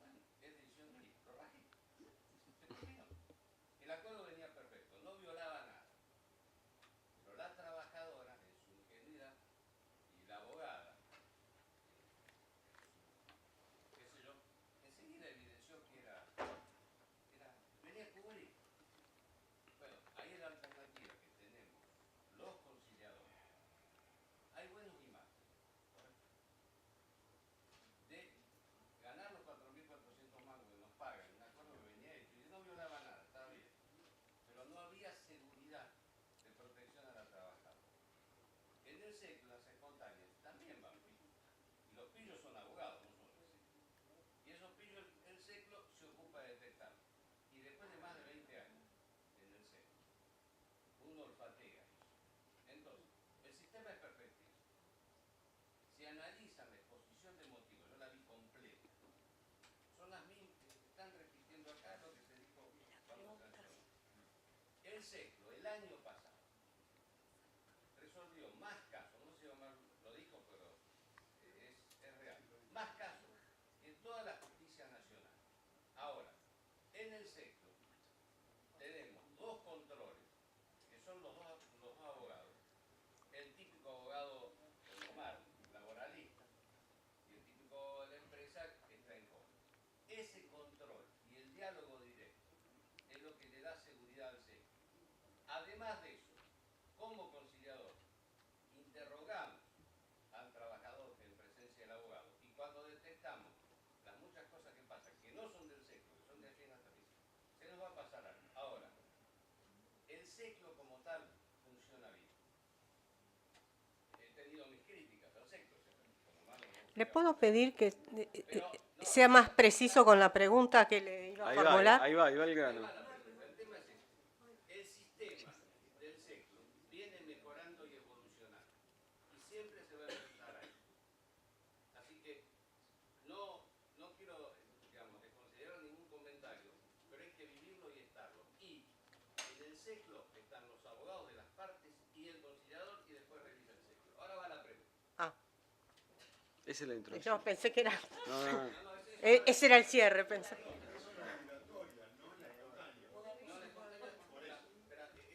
también puede suceder, pero te digo cómo es el texto. Sí, yo también. Pero él Bueno, es conciliador. Está dando la visión de... ¿Cuál es la función, doctor Dacín? Sí, ¿Cuál es la función del arbitraje? Esa es mi pregunta. sí. Dentro del sector. Bueno, de la misma forma que la 18345, que es la ley de procedimiento, la ley de orden a nivel nacional, antes de la existencia del seclo, llamaba una audiencia de conciliación, que es el artículo 68, que algunos de ustedes habrán escuchado hablar. Yo fui a algunas de esas, era chiquito, pero iba, que era la audiencia conciliatoria donde se contestaba demanda, Sí. en ese momento, la demanda contestaba demanda. Que, digamos, si llegaba tarde perdía En el boche. juicio. Claro. O si no la traía, lo decía en boche y el empleado del juzgado lo quería agarrar del cogote, ¿no? Y yo he conocido casos donde demandas muy, muy altas, el estudio de la demandada mandaba 2 abogados con la contestación de demanda por si le pasaba algo a uno. Se quedaba en el subte y porque era perder el juicio. Hay quedar rebelde. Bueno, en esa audiencia, cuando finalizaba, la 18345 le decía que el juez o el secretario podían ofrecerse como árbitros y resolverlo vía arbitraje. El seclo tiene previsto que el conciliador laboral, cuando fracasa la conciliación, le pueda proponer a las partes que el conciliador sea el árbitro. Y ahí encontramos un fenómeno muy particular que es el doctor Igolnikov, que es el único conciliador que cuando yo asumí hacía arbitrajes. Y mi pregunta es, digo, ¿cómo puede ser que confían en él? O sea, digamos, porque en realidad, ¿cómo puede ser que después de una discusión de 1 hora, donde uno expuso su opinión, donde hizo reunión privada con uno, reunión privada con otro, él proponga que diga, bueno, ahora les propongo algo, yo soy el árbitro, yo lo resuelvo, y que las partes le digan, bueno, está bien. Y él me dice algo muy interesante, dice, bueno, conmigo estuvieron hablando 1 hora, se dieron cuenta que yo los entendí, que los escuché, que cambié opiniones. Eso es muchísimo más que lo que van a obtener con el juez en la justicia, donde no le van a conocer la cara. Y además es más desconocido que el conciliador, que después de haber hecho esa reunión.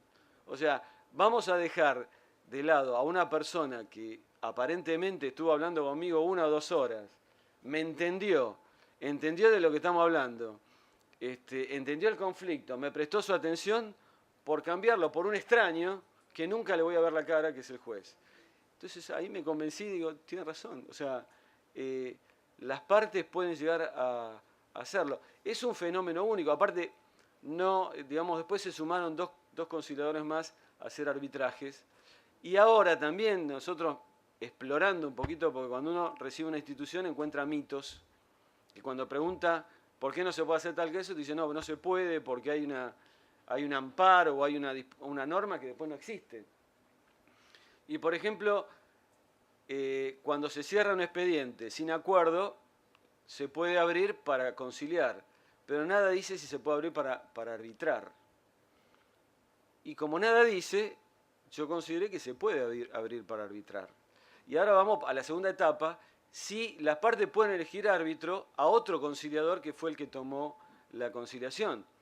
Que incluso para muchos mediadores critican que el propio conciliador sea árbitro, tendría que ser uno distinto. Pero vamos a la segunda etapa. Vamos a ver una etapa donde vamos a darle un poquito más de importancia al arbitraje, que es un medio de solución que también es importante en general, digamos. Así que este año vamos a hacer eso, darle más importancia al arbitraje. Y hay la pauta, el 70, 75, el 120, lo elige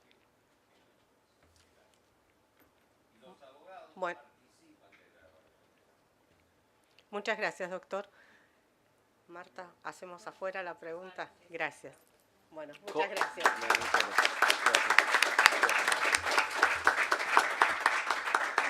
Gracias. Bueno, Buenas tardes.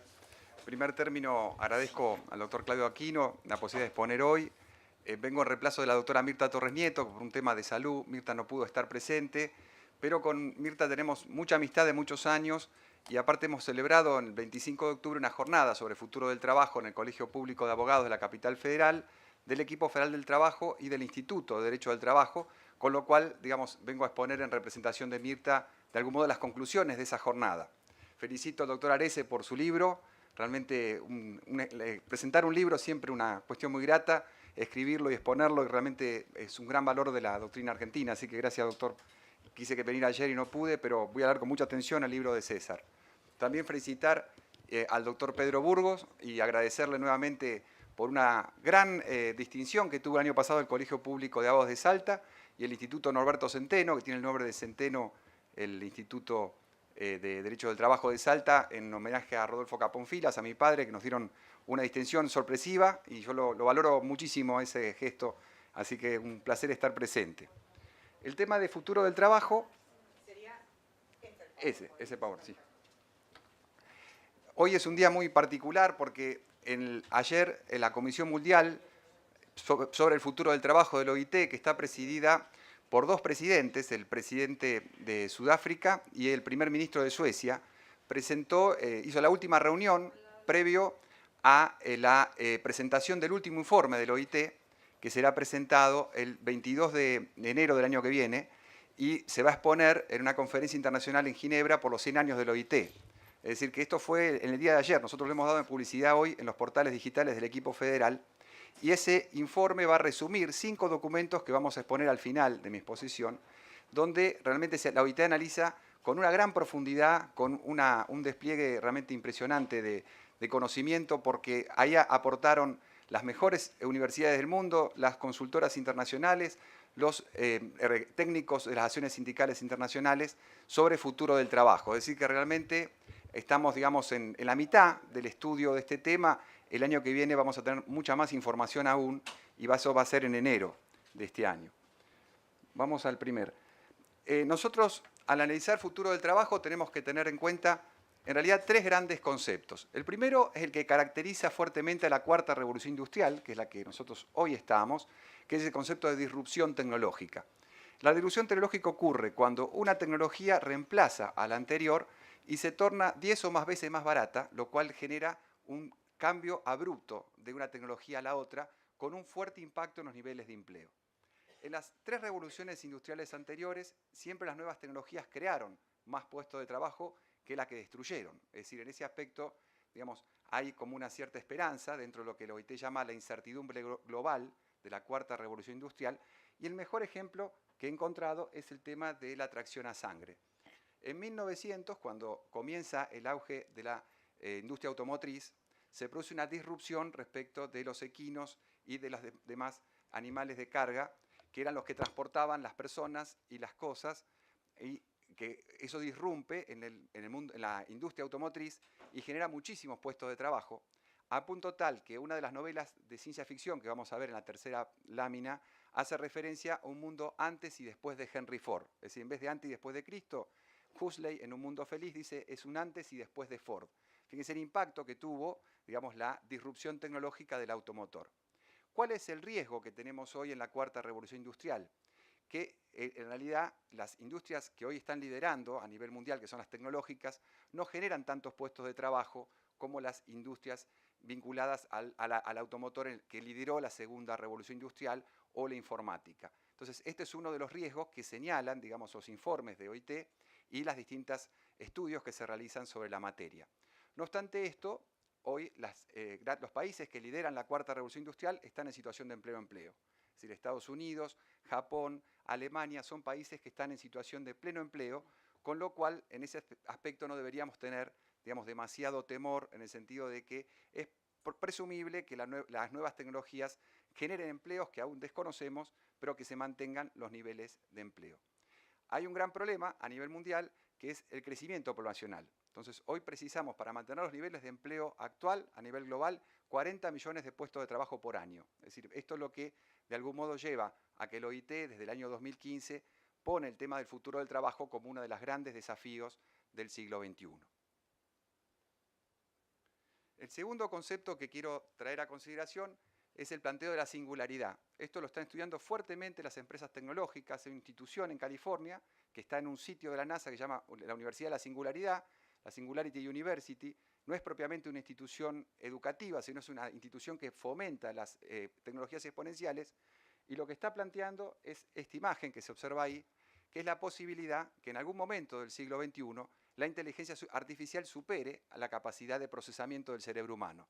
Y esto lo sitúan hacia el año 2045, y en el último de los videos, que los videos en YouTube son prácticamente mejores que los libros, porque actualizan todas las semanas la información, ya le ponen una cruz y dice va a ser el 2035, es decir, un momento donde ellos consideran que la capacidad de procesamiento de la inteligencia artificial va a alcanzar el cerebro humano, y a partir de ahí ocurre un momento singular en la historia donde en realidad vamos a ser nosotros como humanos obsoletos, esto es un poco lo que ellos plantean, y a partir de ahí vamos a ir a una vinculación ya física con el sistema de información. Como lo ven, esta imagen explica con mucha claridad cuál es el planteo de la singularidad. Y esencialmente lo que están trabajando son sensores biométricos que van a estar dentro del cuerpo humano, es decir, son en células, millones de nanorobots que se incorporan al torrente sanguíneo y monitorean la salud. Y esto podría generar un gran crecimiento desde el punto de vista de la expectativa de vida, una mucho mejor salud y un tema muy complejo que sería el control que puede tener, la posibilidad que puede tener las empresas que van a llevar adelante esta información respecto del interior del ser humano. Imagínense las implicancias desde el punto de vista jurídico.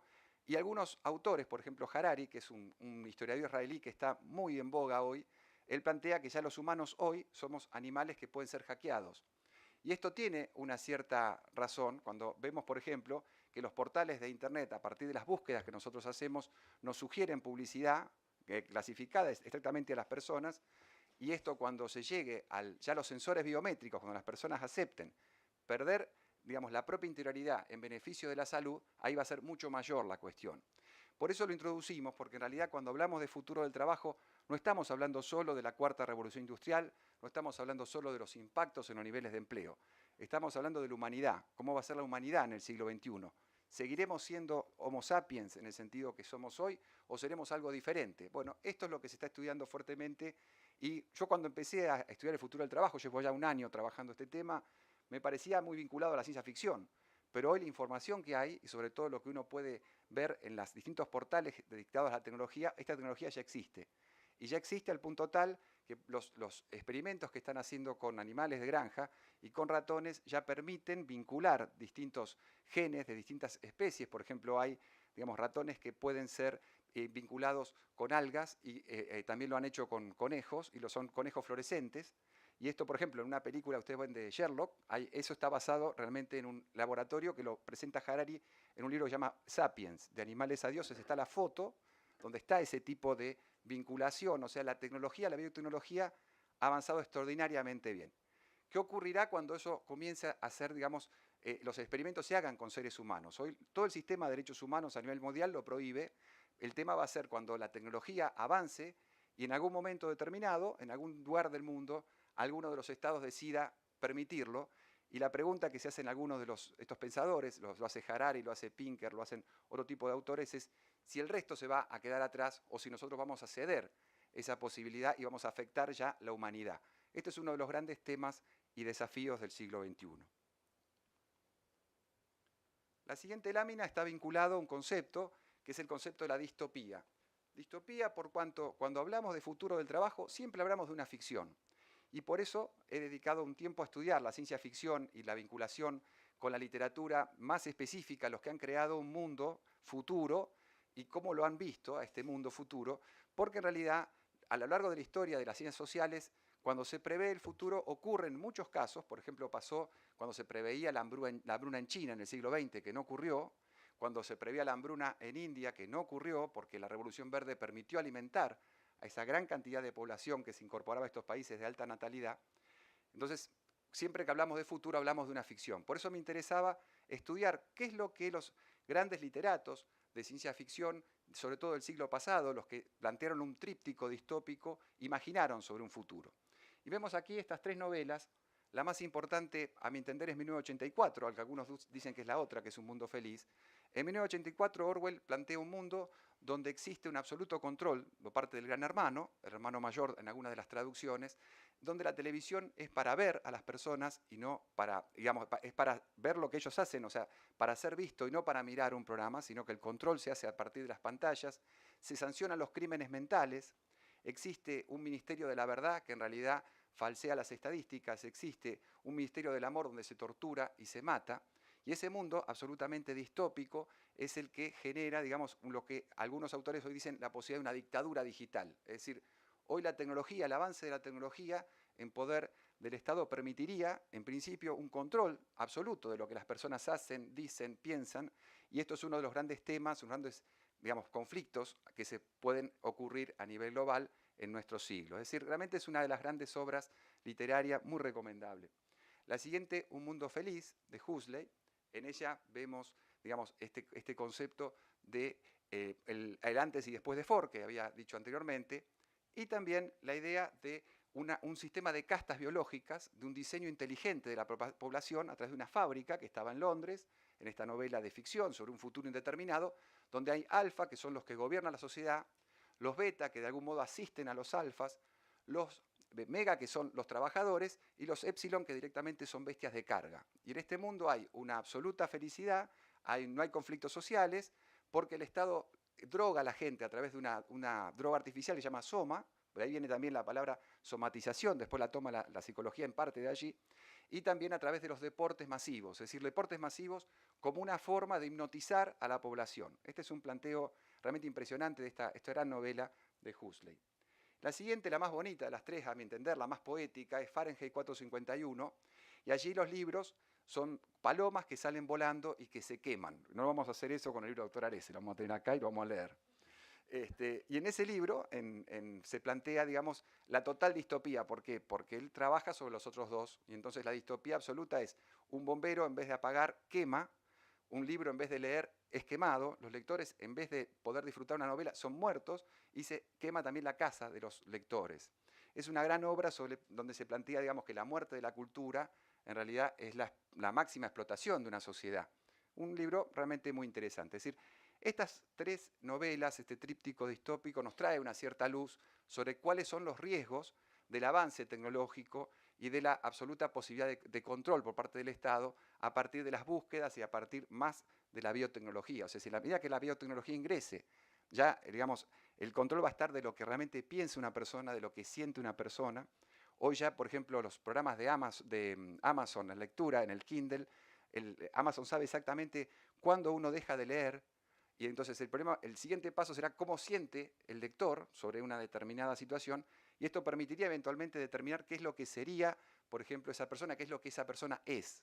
Esto es un poco el planteo del temor, digamos, de estos pensadores que toman de alguna manera algo de estos elementos de literarios. Es decir, Harari lo plantea en esos términos, que hoy somos animales que podemos ser hackeados. Entonces alerta y dice, mire, hay que tratar de controlar, imponer legislaciones en esta materia, porque los estados han dejado avanzar alegremente, digamos, a las empresas, a las grandes empresas tecnológicas, sin tomar en cuenta estos derechos individuales que se ven afectados, en realidad, en forma indirecta, ¿no?, por el avance propio y el uso general y masivo de las tecnologías de información.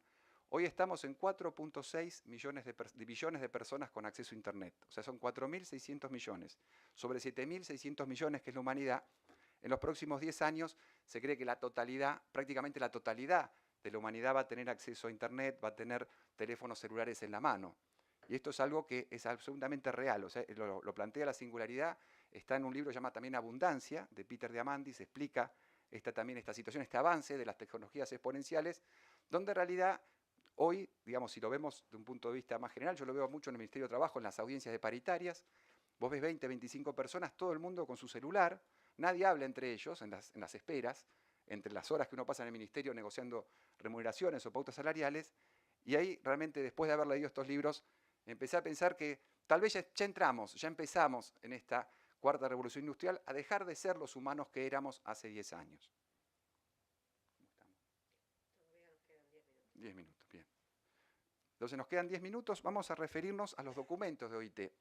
Este es un mosaico de documentos que vemos acá, son los trabajos preliminares al informe final de la Comisión Mundial sobre el Futuro del Trabajo que se aprobó en el día de ayer. O sea, el día de ayer la Comisión Mundial sobre el Futuro del Trabajo del OIT aprueba de algún modo una síntesis o un avance de estos 5 documentos al que agregó el informe de la FAO, y ahora voy a explicar por qué lo agregamos.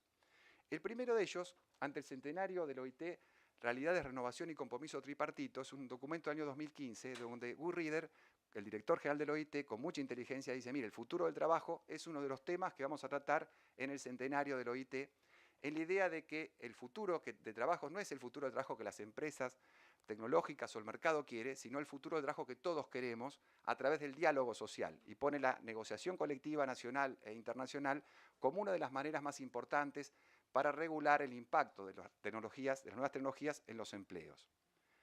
El siguiente documento, a la izquierda, en el medio arriba, es Síntesis de los Diálogos Nacionales para el Futuro del Trabajo. Ese es un documento muy interesante porque allí se reúnen los que los países, en los distintos países, han estudiado sobre el futuro del trabajo. Hay un informe sobre Argentina, nosotros no hemos tomado conocimiento, o sea, realmente se hizo, pero no fue una difusión masiva como que hubiera permitido una amplia participación, donde los distintos países opinan y dan de alguna manera su posición sobre el futuro del trabajo de acuerdo a cada país. Hay algunas cosas muy interesantes. Por ejemplo, Japón dice que para el 2035 hay un consenso tanto de los empleadores como del Estado, como de los representantes de los trabajadores, de que no va a ser necesario trabajar para poder vivir en Japón y que las personas van a poder, a través del deporte o de la cultura o de la ciencia o de la enseñanza, dedicarse de alguna manera a vivir sin la carga del trabajo. Ese es uno de los planteos de Japón, no así del resto. El resto de los países en general valora, digamos, el trabajo como una realización de la persona que se realiza a través del trabajo, la actividad creadora y productiva del hombre en sí, como dice nuestra ley. Y algunos de ellos, por ejemplo, coinciden, tanto países africanos como Alemania, de que la negociación colectiva es una de las herramientas más importantes para regular el impacto de la cuarta revolución industrial en los niveles de empleo. El siguiente informe, el informe inicial de la Comisión Mundial para el Futuro del Trabajo, es realmente de todos ellos el que me parece más profundo, más interesante para leer. Es el informe inicial, ayer se aprobó el informe final de esta comisión, y en él hay un planteo muy, muy importante respecto de lo que piensan a nivel global las principales instituciones que están estudiando este tema. Por ejemplo, la Universidad de Oxford dice el 47% de los empleos podría desaparecer en los Estados Unidos en los próximos años. El Banco Mundial dice 2/3 partes de los empleos de las economías desarrolladas se pueden automatizar. La consultora Pricewaterhouse dice hasta el 33% de los empleos en los distintos países desarrollados podría esto ocurrir. Es decir, ahí no hay referencias a América Latina, sí están en el documento de octubre de este año que vamos a estudiar más adelante. Lo cierto es que en ese informe, digamos, ahí se ve por qué la OIT le está poniendo tanto énfasis al futuro del trabajo. Pensemos que hoy hay según el mismo informe, 3.600 millones de personas que tienen empleo en todo el mundo. La mitad de esa población es impresionante, son 2 continentes, ¿no? América tiene 1 billón, África hoy tiene 1 billón de personas. Son 2 continentes que podrían verse afectados en los próximos 20, 30 años en sus niveles actuales de empleo. También, ¿qué dice el informe? Dice, mira, en realidad, digamos, existe una creación previsible de futuros empleos y el problema va a ser el mientras tanto. Y esto lo plantea muy bien un profesor de la Universidad de Oxford, que se llama Frey, de apellido, es un economista, que eso lo pueden ver en un video en YouTube de un canal que se llama ¿Cómo será el mañana cuando ya no esté?, de un periodista español. Y entonces ahí hay como 1 hora de exposición, una entrevista imperdible, y ella explica muy bien Frey, que hizo este estudio, que tomó fama a partir de la publicación del informe de OIT, de que en realidad el problema es el mientras tanto, que es lo que nosotros hemos visto en la década de los 90, cuando atendimos disrupciones tecnológicas en Argentina por el tema de dumping social en China. Y eso existió, muchos cierres de empresa en esa época, en distintas actividades. ¿Y qué ocurre con los trabajadores que pierden masivamente su trabajo por las situaciones de impacto tecnológico? Primero pierden el empleo, después pierden la mujer, después pierden la familia y por último pierden la casa, las propiedades que tengan. Es decir, este tipo de impacto masivo es realmente tremendo, nosotros lo hemos vivido de alguna manera y lo estamos de alguna manera viendo hoy en algunas cuestiones que están en crisis en la actividad económica en la Argentina. Entonces realmente es algo muy importante a trabajar. Lo que dice Frey es, miren, seguramente va a crearse nuevos empleos en la 4ª revolución industrial.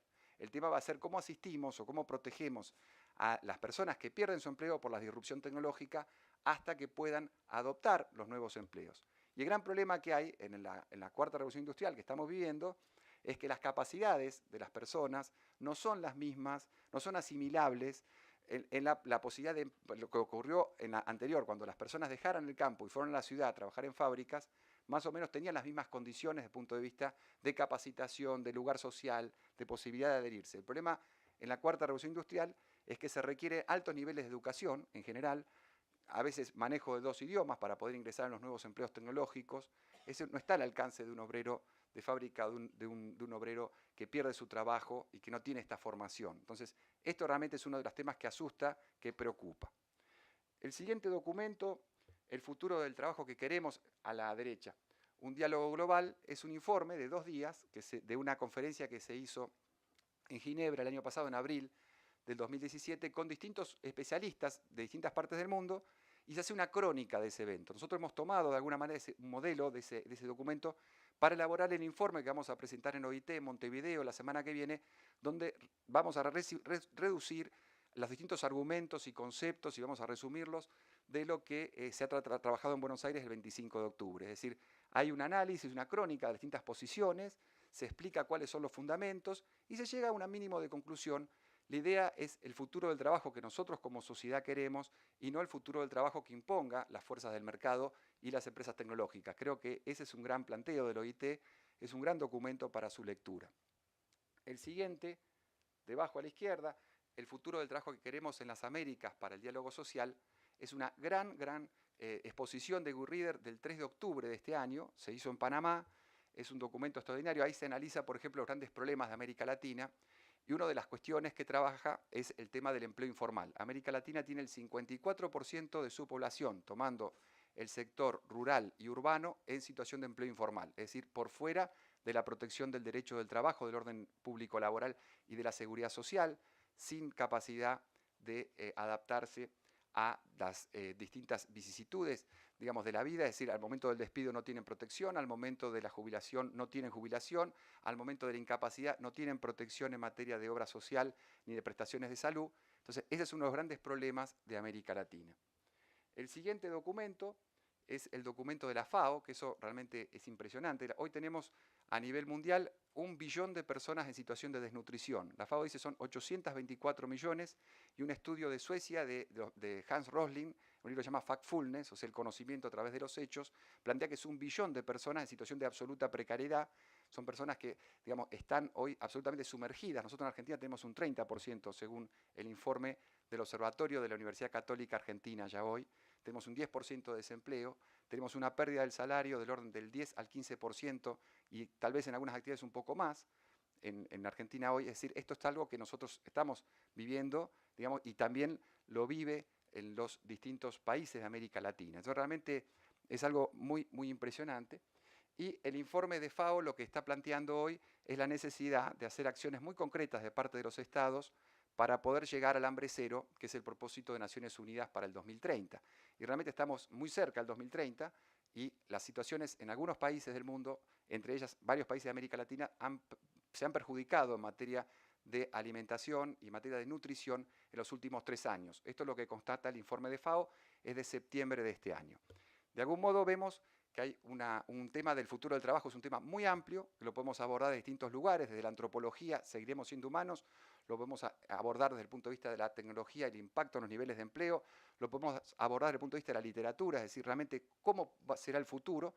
Lo cierto es que yo considero, y eso lo hemos visto con muchos colegas que presentaron ponencias, fueron 12 ponencias que se presentaron, fueron más de 10 ponencias escritas de los distintos expositores, hay, digamos, un consenso de que en definitiva vamos a poder llegar a un futuro del trabajo con justicia social, un futuro del trabajo con capacidad de mantener niveles de empleo, y tenemos que hacer muchos esfuerzos en materia sobre todo de proteger a ese sector más duro, digamos, de la pobreza estructural, que son 1 billón de personas en todo el mundo, son el 30% de los argentinos. Muchas gracias.